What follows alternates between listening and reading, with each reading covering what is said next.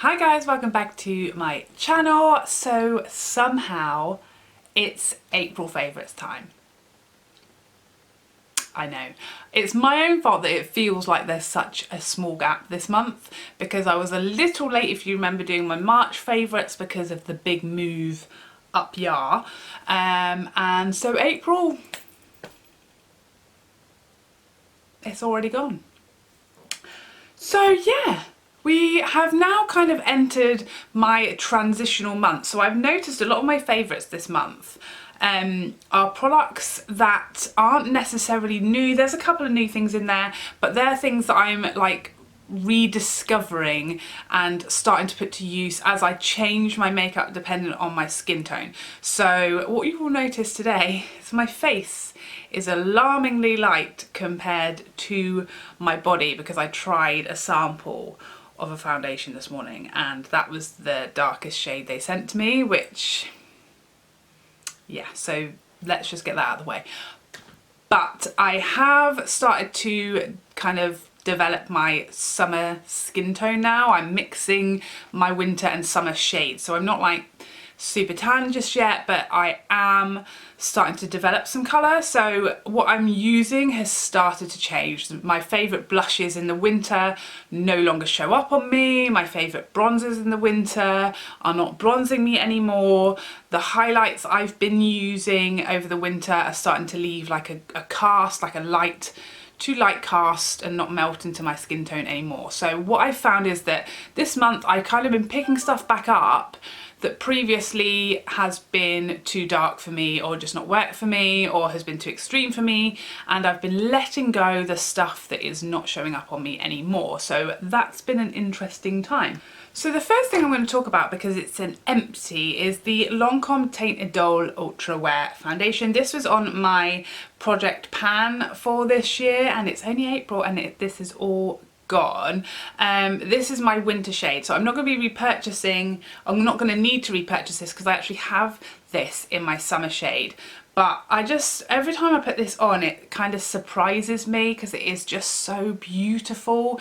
I think this will just always be in my collection, to be honest, because as much as there are other foundations that maybe I love more on certain occasions, this is just such a tried and true staple. It's got such a beautiful, like natural, but you know, on the sort of more matte side. It's not as dewy as like my favourite foundations, or it's not luminous or radiant, but it is a very natural matte. It's incredibly long wearing, it doesn't transfer, it looks very smooth and flawless, it's got perfect coverage, it's got some SPF in there, it's just, it photographs beautifully. It's a staple and I do find myself reaching for it time and time again. For me, it's quite unusual for me to actually fully run out of a foundation because I do love foundations and I try all the new ones. So that speaks volumes about this one. I've really enjoyed using this up. The other foundation I've started picking up this month is the It Cosmetics CC Cream. This is the original one. Again, I love this. It's not my ultimate favourite foundation for a couple of reasons. One, it does transfer. Two, it's not the ultimately long-lasting foundation, but when it comes into summer, when it's a hot day and I've kind of got no choice, or like we're going on a day out, so I've kind of got to have my face in the sun for a few hours, this is like my go-to. One, because it has got that extra SPF 50 in there. Now I will say, obviously we all know, no one needs to start pointing out in the comments, that we're unlikely to put enough of this on our face to get the full SPF 50. However, say you put half the amount you need on, obviously you're still getting like half the SPF factor, so it's still considerably more than most other foundations, and I just think of it as like an extra layer of SPF. I don't use this as my SPF, I have SPF in my skincare, but this is, it always just makes me feel extra secure to have this on. It's a beautiful finish. I find it very smoothing because it has got that like really hydrating ingredients in there that plumps the skin, makes it look really nice and smooth. It wears beautifully, it looks nice in photographs, and if it is a really melting hot day, this is generally what goes on my face, and I've already started to really enjoy this one. Next up, the biggest hits of the month for me, and maybe even of the year so far. I said it. the Jeffree Star Magic Concealer and Powder. These are so good. Let me talk you through them separately, because obviously some people won't want both, might be interested in one or the other, but they are both amazing. So concealer wise, I love this concealer. It is for me more of a like medium to full. It's not as full coverage as the Huda Beauty. I did fully review and demo both these products, so I'll link that down below if you missed it and you want to see me actually apply them and compare them to the Huda concealer and powder. So it doesn't have as much coverage as the Huda concealer, but it is so much more natural of a finish that I don't really mind having the tiniest bit of darkness showing through, because actually a lot of the time I'm wearing a more medium coverage foundation, a more natural looking foundation, so to then have a mega full coverage concealer and a mega matte concealer can sometimes be a bit of a mismatch. So this gives me a really youthful under eye. I feel like it's very natural, it's very lifting, it feels literally weightless. You can't even feel that it's there, even with the powder on top, which is amazing for a concealer. I find it really easy to work with, really easy to blend out, all of that good stuff. And I'm obsessed with the fact that there are olive undertones for my olive skin, because that is really, really rare with concealers. So I hugely appreciate that. The only complaint, as I said in my review, is that it's only 3.5 mil. I wish it was at least 6 mil to feel like you're getting, you know, your money's worth. But the formula is immaculate, and if you have like slightly less darkness than me, it will cover it. It's just I have pretty dark circles. The powder is everything. This is, I'm more than happy to say now, this is my favourite ever setting powder for the under eyes, or just in general, because you know I don't set my whole face, I only set my concealer areas, and this is my new holy grail. It has definitely knocked my Huda powder off the top spot. It's been there for years, I don't know, however long the Huda powder's been out for, it's been my top. This has smashed it, and there are a couple reasons why. One, the scent is much nicer, so it's that soft candy floss scent versus the really heavy perfume scent of the Huda, which I prefer. It's actually just like, it's so nice putting it on and having that really lovely sweet kind of evocative smell rather than just really strong perfume. So that's, you know, a treat. I love the packaging, I love how it goes on, but the main thing about this powder is incredibly smoothing. So it has this little sifter. I don't even bother to close mine because I keep it upright in the drawer. But yeah, I just tap a little bit into the lid, or I just tap the excess that's just in this little well. I have found this powder works 100 times better with a brush than with a sponge. This is the brush I use, and it is a Morphe M335, and so I just get a little bit of powder out of the lid and tap this wherever my concealer is.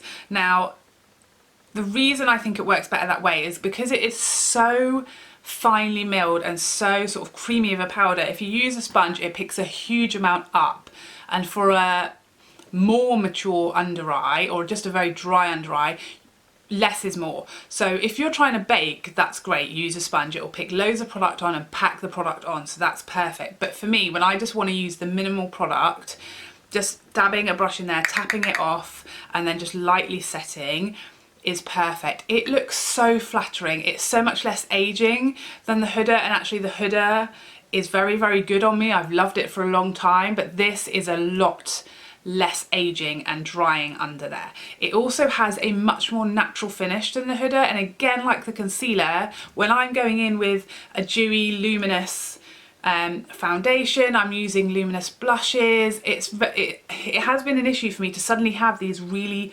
matte just triangles here and a very, very matte little circle here. It just doesn't quite mesh that well, whereas I found with this, it just looks so natural and luminous, and it blends and it looks skin-like as far as the finish, rather than the very, very matte finish of the Huda products in comparison. So I have been loving that. The weird note with this is that I use it all over my nose now, and it makes my nose look so smooth. I have a really like knobbly nose, making myself sound like a witch, aren't I?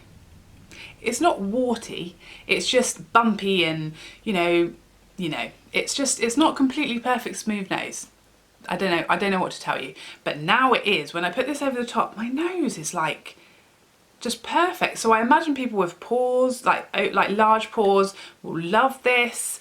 The only people who I don't think will love this, or who might have, it might not fit their purpose, is people with very oily skin who want to use it to set their whole face, because I don't have oily skin, but I sometimes get oily just here, like around the sides of my nose, and I haven't found that this sort of keeps that at bay. So that's one thing just to note, but I am obsessed with this. I think it's so smooth, so natural, so flawless. Yeah, and if you're not interested in the concealer, I would definitely recommend the powder, because I just think it's special. Now for some kind of base products that I've picked back up based on my altered skin tone. First is this Hourglass powder in the shade Dim Light. I know I mentioned this recently in my video about makeup that I love but I don't use very often, and this was one of the things that was in that video, and the purpose or the reason for me not reaching for it much is because, as I said in that video, I found it left like a cast on my skin, like it changed, it altered the shade of my foundation. And now that my skin tone has just changed that little, it's warmed up that little bit, I'm now really liking this to buff with. I'm really enjoying going in and packing like my blush and my bronzer on, and then buffing over the top with this, and just leaving that really silky, beautiful, luminous finish. This has been a bit of a revelation recently this month, just as my skin tone kind of works with it a bit better. And same exact thing, I talked about the Amrezy by ABH highlight that I'd kind of stopped reaching for, stopped enjoying it as much, and I think the reason was just because in my very winter skin it didn't suit me as well as it does now. I'm starting to pick up a bit more colour, but I'm starting to pick this back up now and just really loving it again.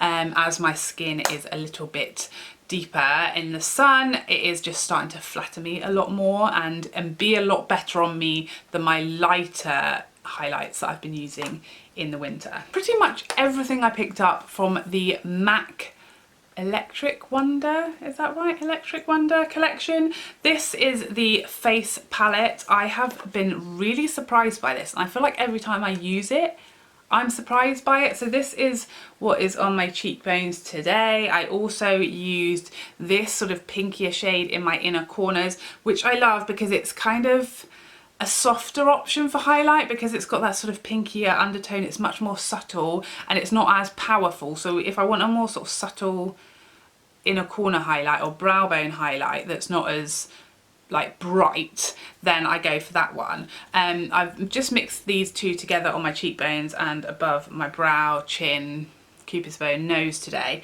I also have been using and loving this shade, which I would have thought would have been too dark to use on my skin.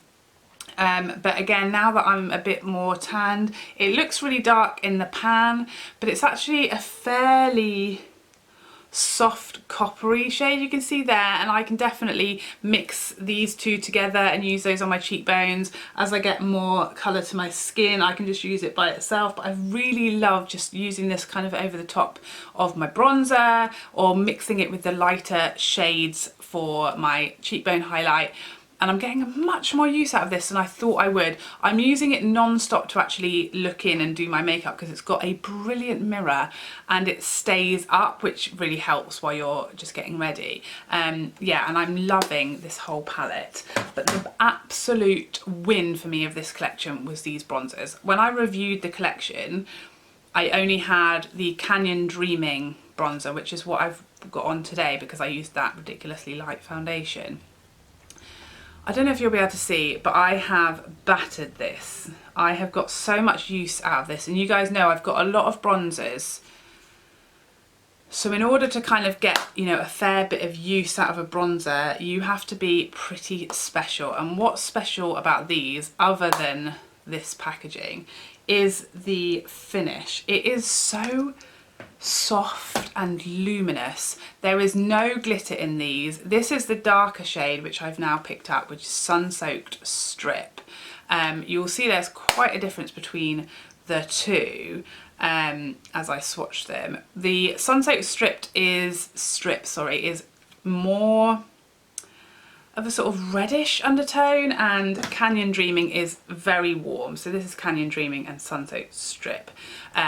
Canyon Dreaming is what I've got on today, the lighter one. I had to pick up the darker one. When I swatched it in the MAC store, I was like, yep, I need that. They're just so luminous and natural. They blend on the skin like silk. They're so smooth. They're very smoothing on skin texture as well. They blend like a dream. They are a lovely formula, and I really hope they bring that formula, those bronzers, back, because obviously this is a limited edition collection.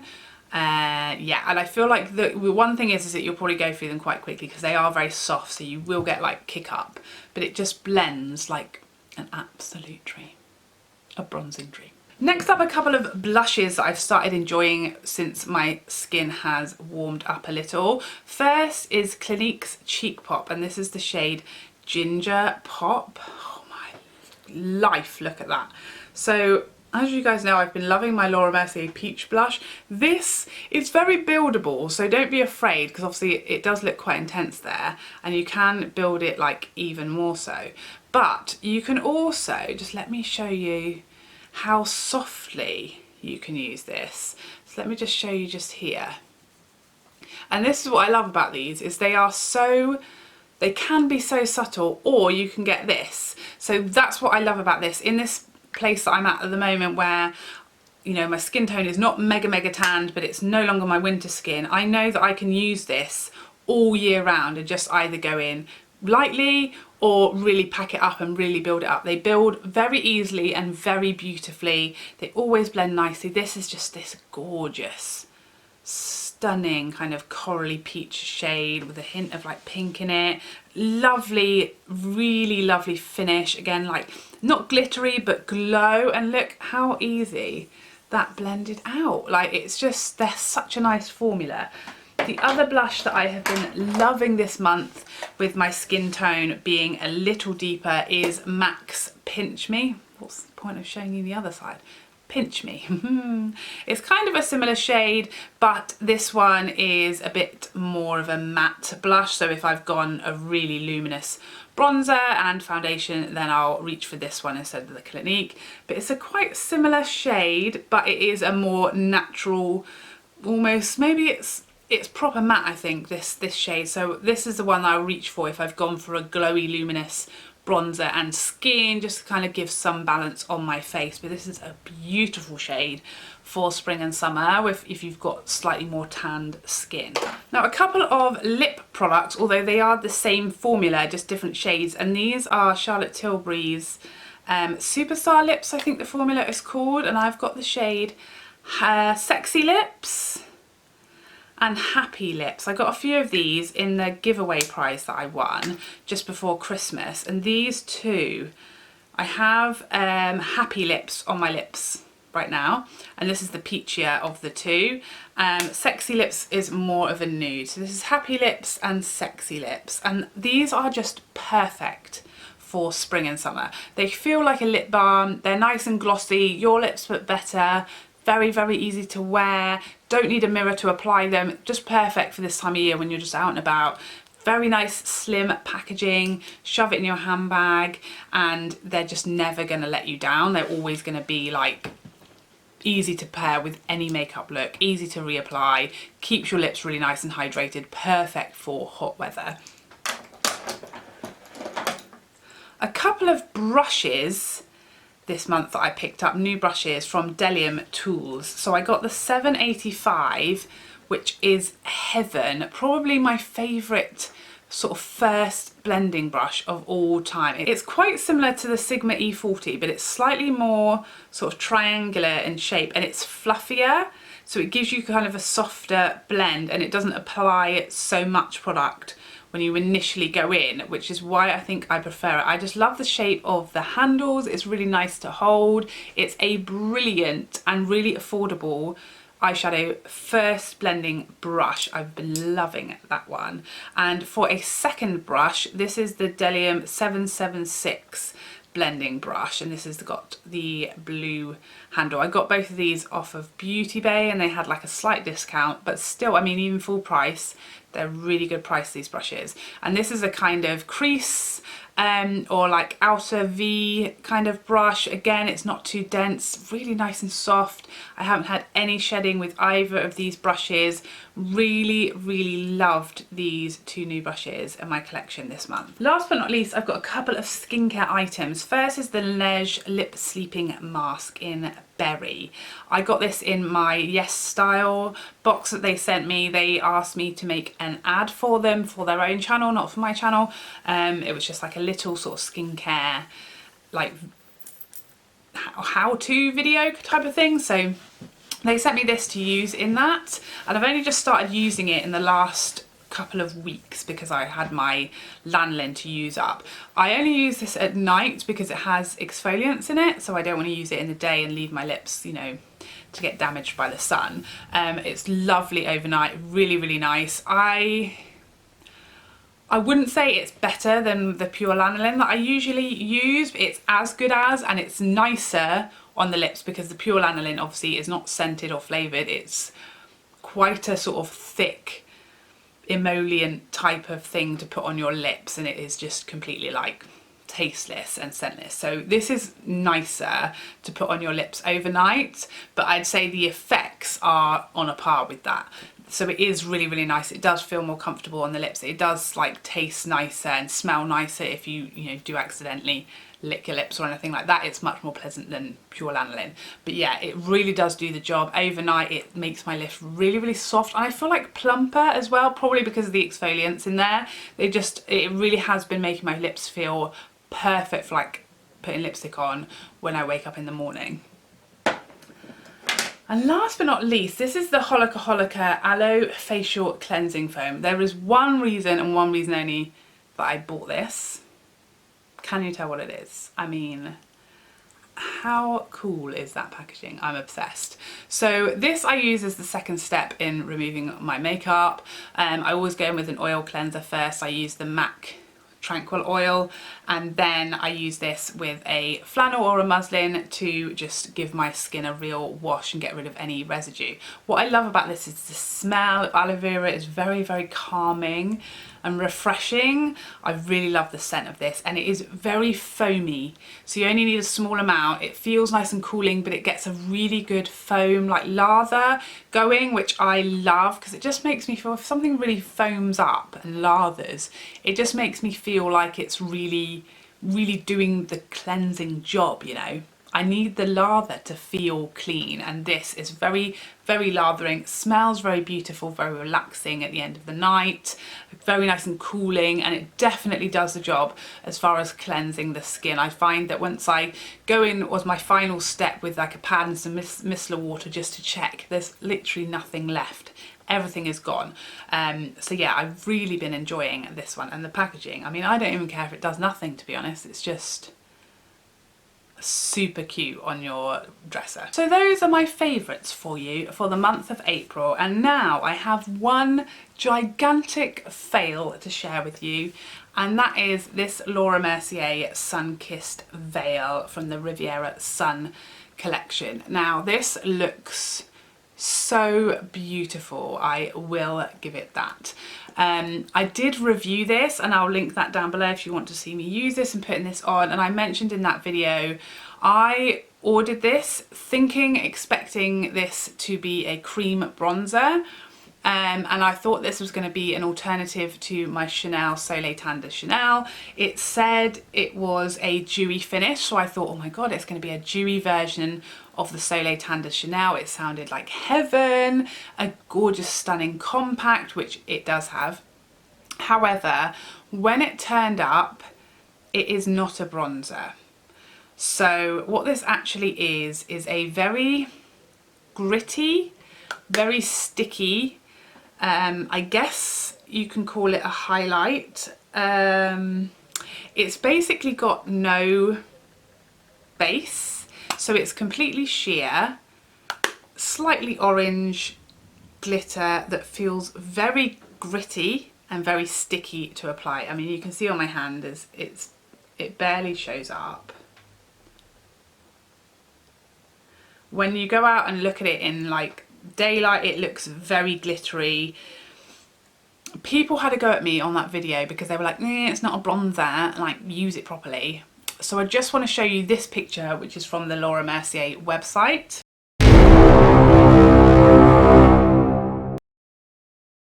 And then I just want to do this.